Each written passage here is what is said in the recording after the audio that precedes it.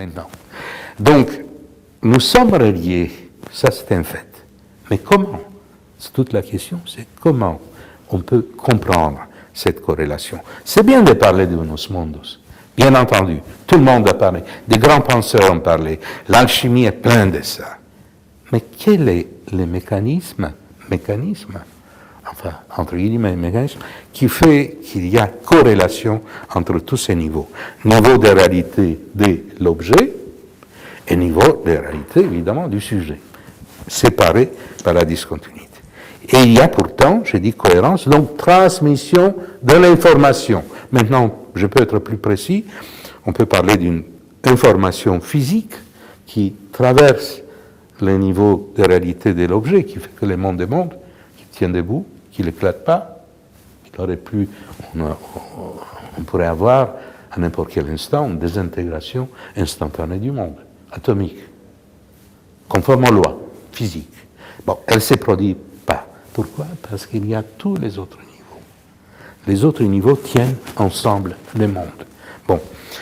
Et il y a une information qu'on peut appeler spirituelle qui traverse les différents niveaux de réalité du sujet. Bien. Donc, là, on peut comprendre les mots transversales dont parlait Jung. Je m'accroche à des mots qui, pour moi, c'est des mots essentiels dans l'œuvre de Jung, passés un peu inaperçus, transversal. Transversal en quoi? Dans ces niveaux.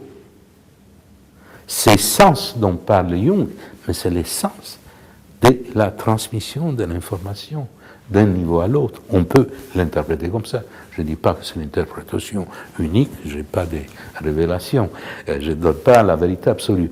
Mais je crois qu'on peut donner une interprétation extrêmement cohérente et je dirais rationnelle de la synchronicité, pas rationalisable, je dirais tout de suite pourquoi, mais rationnelle. Donc il y a cette discontinuité, il y a cette zone entre le sujet de l'objet et l'objet. Là, il n'y a rien, aucune résistance, on ne peut pas la mesurer, on ne peut pas en parler, on ne sait pas ce que c'est. On sait simplement que pour la cohérence du monde, l'information physique et spirituelle doivent communiquer dans cette région que j'appelle dans mes travaux le tiers caché. Un tiers caché entre le sujet et l'objet, caché dans le sens qui se refuse à des interprétations, des théories, des formalisations, surtout des formalisations, c'est la grande catastrophe. Les formalisations mathématiques de ces choses-là, ça donne le pire horreur.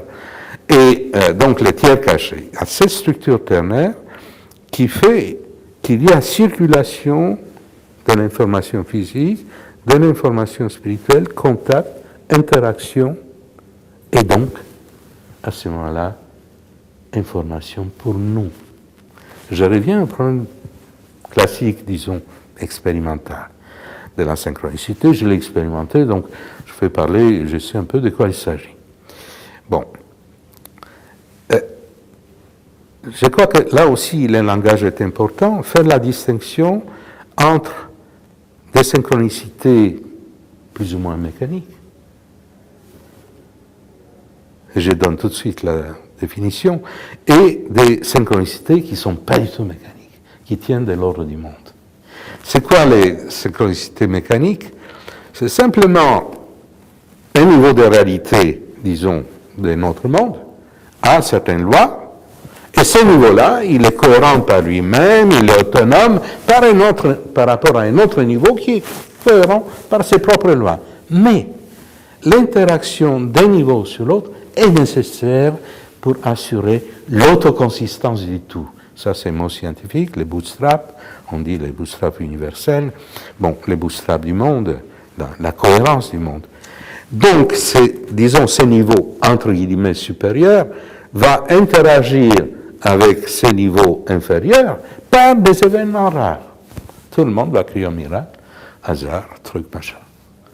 Moi, je suis du côté des surréalistes. Je crois que Breton a inventé un mot extraordinaire. Il disait le hasard objectif. Je crois que c'est très intéressant cet oxymoron.